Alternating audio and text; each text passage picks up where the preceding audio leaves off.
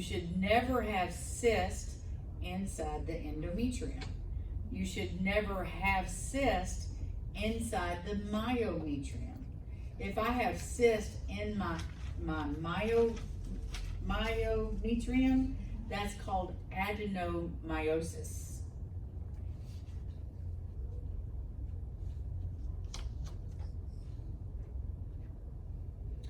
So stage 1 and 2 is confined to the uterus.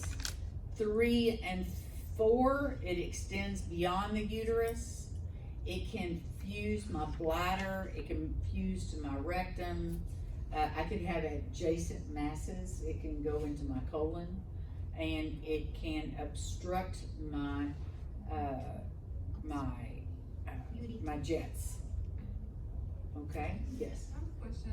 Yesterday there was a patient that she came over there and her endometrium was encased by the myometrium, like it wasn't visible. And then the text said that when the endometrium goes like above, like the myometrium is kind of covering the endometrium. Yes. Yeah, that can happen. Was the patient pregnant? No. Okay. So what you can have that happen when I have an obstruction up here at the pituitary gland. Okay? If I have an obstruction at the pituitary gland, then my body is always putting out estrogen. So my ovaries never release an egg, so I have PCOS. Okay?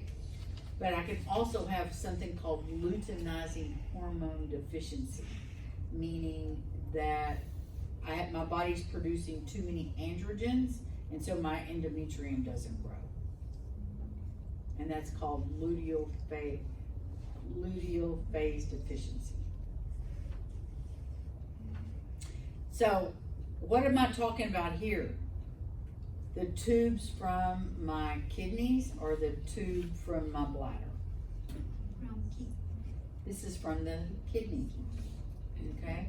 If this said urethral obstruction, then I would have a very large bladder. Okay? Very good. Okay. So if I do Doppler, it could appear to be normal. It could appear to be atrophic, meaning it will have hardly any flow at all. Or if it's hyperplastic, it's overgrowth. And if you do it in the lesions, your resistive index, the machine does this for us automatically. So if you do this is color Doppler, this is pulse Doppler. Okay? Pulse Doppler should never be greater than 0.42.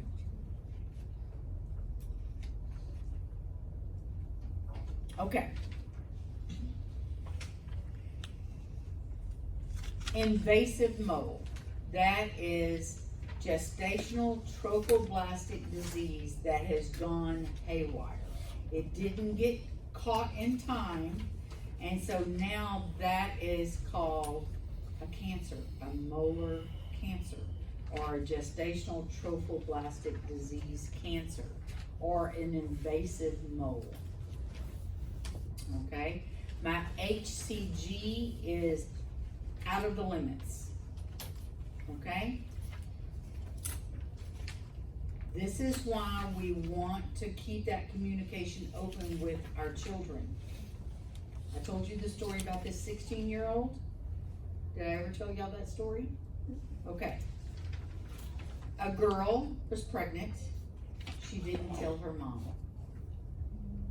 Okay? By the time she told her mom that she was in a lot of pain and she was sick and throwing up, abdominal pain, they brought her to the emergency room. They brought her into ultrasound. We found a molar pregnancy that had turned malignant, and by the time they found it, It had already spread to her brain. 16 years old. All because she was fearful of having that communication, that conversation with her mom or dad. Never make your children afraid to talk to you. I'll never, ever in my whole life forget that story. Ever. 16 years old, and I'm sure she was dead by the time she was 18. Okay? Because she had a molar pregnancy that went unchecked. She wasn't pregnant. Those trophoblastic cells went haywire in her body, invaded the uterus, and now she's got a choriocarcinoma. Would she have, do you know if she still had a menstruation period? No, she didn't. She was pregnant. She didn't have periods. Okay? Because when you have a molar pregnancy, you are pregnant. Yeah. Okay? You are pregnant. Okay? It's just that the trophoblastic cells went crazy. Because a blastocyst is 2 layers of trophoblastic cells in an inner cell mass. Well, what happens? You're missing that inner cell mass. Why? They think it's because 2 sperm impregnate 1 egg. That's what they think it is. What will happen if she tells her mom In time. Well, she could have gone to the doctor and found out she had a molar pregnancy. They could have done a DNC and she would have been fine. I mean, the regular sonography. Mama, I'm pregnant. Yeah. Her mama takes her to the to the doctor. The doctor does a HCG, sees that the HCG is in the millions, not the thousands. Something is seriously wrong. Okay? But because she was afraid, she didn't mention anything. Because even when I did her, the mom was just like hovering right over her. So I said, well, let's take you to the bathroom and get you undressed. And while I had her in the bathroom, are you sexually active? And she said yes. And then when I put the probe in, I saw that it was bad. Okay? So, a choriocarcinoma comes from an invasive mode. It's high levels of HCG. A choriocarcinoma can happen at any age.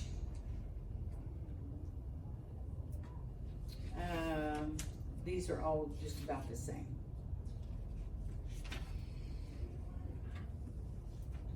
Okay. What are our vessels that feed the uterus? The uterine artery, the arcuate artery, the radial artery, the straight artery, then the spiral. It's the spiral that we rough off every month. Okay? We can, during the late proliferative, we have the 3-line sign. The 3-line sign, it looks like the endometrium has a halo around it. We don't measure that halo. But if we look at that halo and we see that it's not uniform, something's wrong. Okay, because it should be uniform. Okay? When we look at the uterus, when we look at the cervix, when we look at the endometrium, we always want to check the echo texture. We want to make sure that the patient doesn't have ascites. If I see fluid in the anterior cul-de-sac, if I see fluid in the posterior cul-de-sac at the same time, I'm going to go up to Morrison's pouch and document that they have ascites. If I see that they have fluid in the posterior cul-de-sac and it's massive, I'm going to go up and see at Morrison's pouch to see if they have ascites. Okay? Because endometrial cancer causes malignant ascites. And endometrial cancers can spread to any organ inside the peritoneum. CT and MRI, anytime we see something, we're going to send it to either CT or MRI. Anytime CT or MRI find something, they're going to send it to ultrasound. Make sure you read those reports because you want to go to the specific area that's in question. Okay? Because if it's Mets, it's already spread outside of the pelvis. Okay. Endometrial hyperplasia, overgrowth of endometrium, endometrial polyps. They are inside the endometrium. They can be inside the cervix. They remove those because they think that they're precancerous.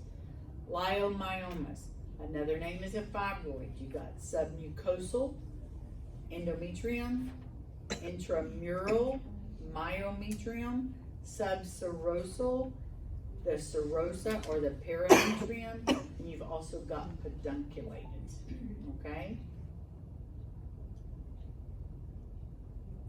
So here is a transverse uterus of an endometrium that has hyperplasia.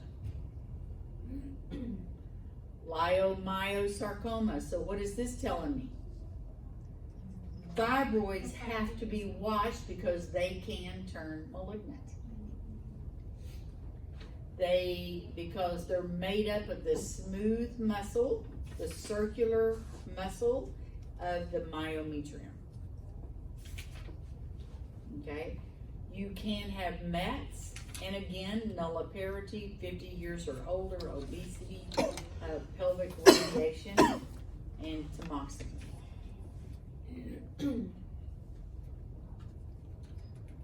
They're usually going to be intramural. Where's intramural? In the myometrium. Now, we can usually always turn on them and we don't lose the fibroid. If we turn on it and we lose the fibroid, it's a completely different pathology. It's called adenomyosis. Okay? They look pretty heterogeneous. They can get hemorrhagic because they do bleed. They can get necrotic because they do die off if they lose their blood supply. But it can also infiltrate the rest of the myometrium if it turns malignant. You'll have vaginal bleeding, pelvis or abdominal pain. Your uterus grows very fast. You can do a needle biopsy and draw some tissue from that to be able to see what type of a mass that you've got. If you have a fibroid, you can also go through embolization, where they find the main artery that's feeding the fibroid. They put in this gel-like substance and the blood supply's cut off. You can have a total hysterectomy, and that's called what? TAH. Okay? If I had the ovaries removed, it's TAHBSO. Okay? They can go in and do a peritoneal wash. What does that mean? They put a needle into the peritoneum and they'll flush it and then drain it back out. Okay? Heterogeneous. Sometimes you can have acoustic enhancement, meaning what does that mean? Acoustic enhancement. It's going to be brighter. Yeah, it's going to be brighter. You'll have increased intramural flow, meaning inside the mass you'll have increased flow because our fibroids do have flow to them. If it's hypervascular, I'm going to be concerned that it could be a malignancy.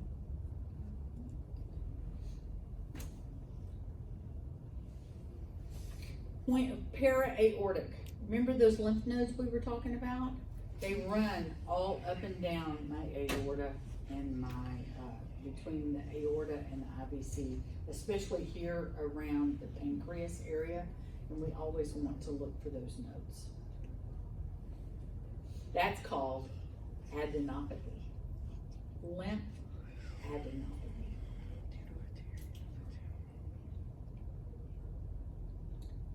Okay, so CT and MRI, they find it, they send it to us.